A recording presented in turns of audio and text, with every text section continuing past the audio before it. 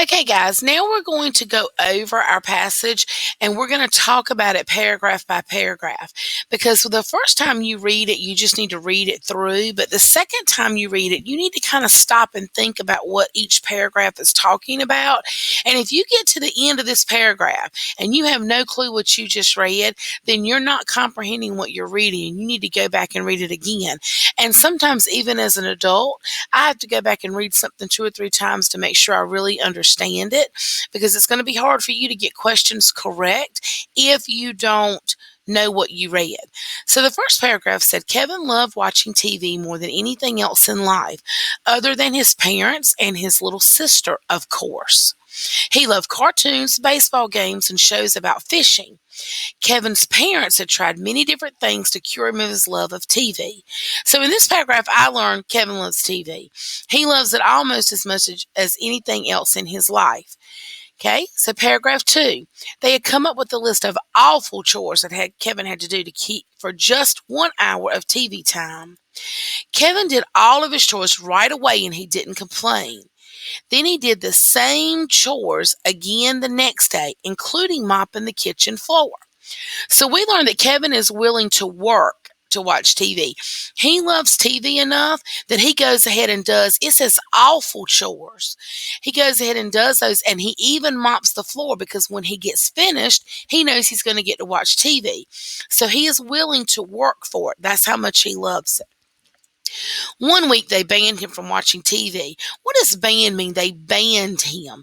They told him to go and play football with his friends or paint a picture with his little sister or read a book. So if they banned him and instead they tell him to go play football or paint a picture or read a book, then I know that ban means that they stopped him from watching TV because they're giving him other things to do in the place of watching TV. Kevin did these things, but at the end of the day, he would come home and sit in front of the turned off TV, looking sad. So I learned that while he did these things his parents told him, he missed TV terribly. These things that his parents hoped would take the place of TV, like reading or painting, they didn't work because he would still come home and sit in front of a TV that wasn't even on, a turned off TV, and look sad. So he really does love TV. You know, my friends watch TV all the time and nothing seems to be wrong with their brains, he said to his parents. Why are you so worried? In this paragraph, he's doing the same thing I'm sure you do to your parents. But my friend's parents let him do this, or I can't do this, but my friend Sue can do this. So he's just trying to figure out why other people are allowed to watch TV and he's not. They sighed. When you sigh, it's because you're tired. So they're just kind of tired.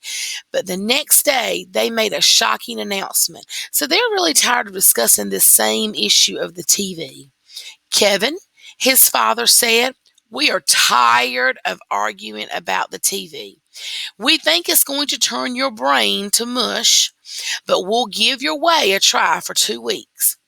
You get to watch TV whenever you like, and we mean whenever. So there are no limits. He can watch as much TV as he wants to, as long as he does his regular chores and his homework, and he can't watch anything that's inappropriate that he knows he's not supposed to watch. So they're giving in to him. They're going to let him watch TV. Now, as a parent, I know there's probably a ulterior motive to that, but they're going to just let him do it his way for a while. Kevin couldn't believe his ears. He couldn't believe what they were telling him, but he was afraid to ask any questions or seem suspicious. Suspicious. That's going to be an interesting word. If he can't believe his ears and he's afraid to ask questions or seem suspicious, I know that the or right here tells me that these two things kind of mean the same thing. He was afraid, and if you're suspicious, it means you're not sure about something, you're unsure, you're afraid that maybe things aren't what they seem to be. So he asked himself, would he really be able to watch TV whenever he wanted to? Could he trust what his parents were saying to him? So he's very doubtful or suspicious. Those two words are synonyms that mean the same thing. He decided to stay quiet. Sometimes the less you say, the better off you are. They might change their minds. So the great TV watching party began. Kevin is excited. As much TV as he wants to watch, that is awesome, he thinks. That Friday, Kevin watched 7 hours of TV. The next morning, he got up at 6 o'clock and he watched until noon.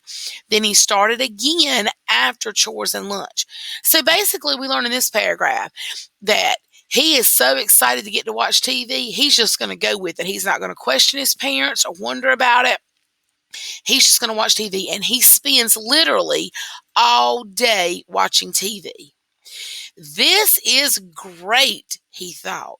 This would show his parents that he could watch TV whenever he wanted and still be a normal, smart kid. So he thinks he's really showing his parents here, hey, I can do this. I get my chores done. I'm watching TV. My brain's not turned to mush yet. So he is very excited. See that exclamation point? That tells me that he's got a lot of feelings and he's passionate about what he's talking about. His baby sister was not too thrilled, however. She was happy to watch cartoons with him, but when he watched shows she was too young to understand, she yelled, "You need to come play with me."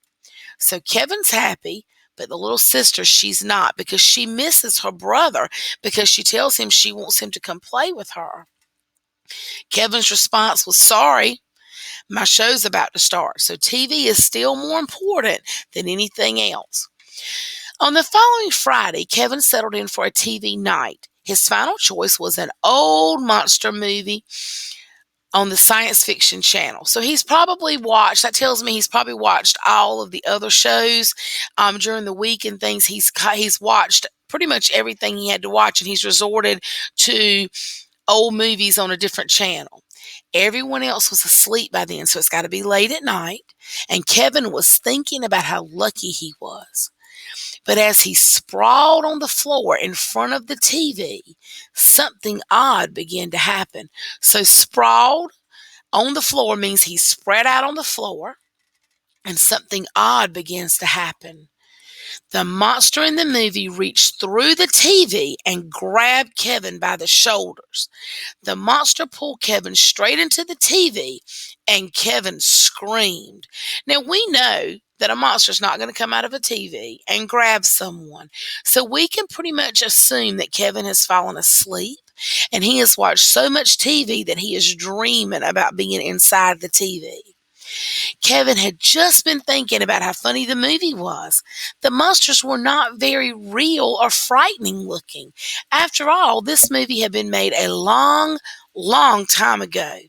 So he wasn't scared with the movie because he says how funny it was, and the monsters didn't even look real. So it wasn't a very scary movie like you may see now. The creature's movements were uneasy and slow because it was so old. But the clumsy monster was only funny if you were lying on the floor in front of the TV and not inside of it. So when he starts dreaming that he's actually in the show with the monster, suddenly it's not quite as funny anymore. As the now terrifying creature dragged Kevin along the fake-looking scenery in the movie, he continued to scream, "Let me go, let me go." He was very afraid of this creature. So I know that now Kevin, in his dream, he is actually really afraid. The monster doesn't look friendly anymore. Now he's actually dreaming and he's having a nightmare. Suddenly, Kevin felt if he was being shaken, not dragged. "Kevin, wake up, wake up. You must be dreaming," his father said. "Everything's okay. Let's get you in bed." So his father must hear him. He must be making noise when he's having his bad dream. The father comes in, sees that he's having a nightmare, wakes him up. As Kevin's father reached up to turn off the TV, Kevin saw the monster staring out at him from the screen.